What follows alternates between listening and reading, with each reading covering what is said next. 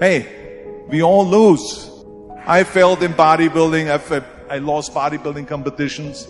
I lost powerlifting competitions. I lost weightlifting competitions. I had movies that went in the toilet and that were terrible and got the worst reviews.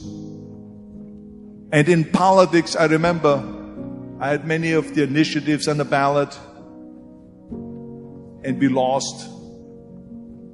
My approval rating in California went down to 28%. And then it went back up again, and I won again the governorship.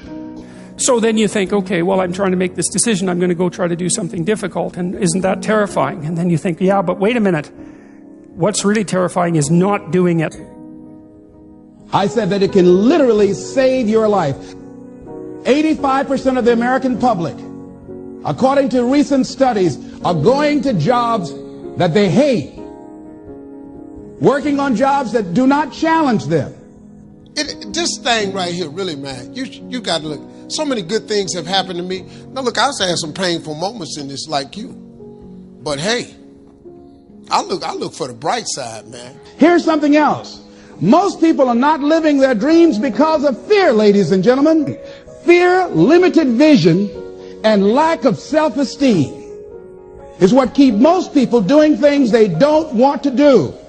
It wasn't until my journey manifested into something much bigger that this really, really became a part of my life. And what was terrible and slow and painful has become something that I love and I thrive on. And it's something that I'm so thankful to have as an outlet in my life today that I wouldn't have had otherwise if I hadn't dared to get involved in the first place.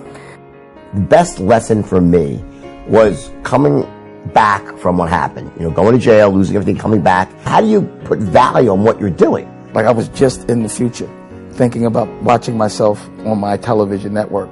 Because I do that, that means I have to think what would be the worst case scenario, and then I have to think what would be the best case scenario.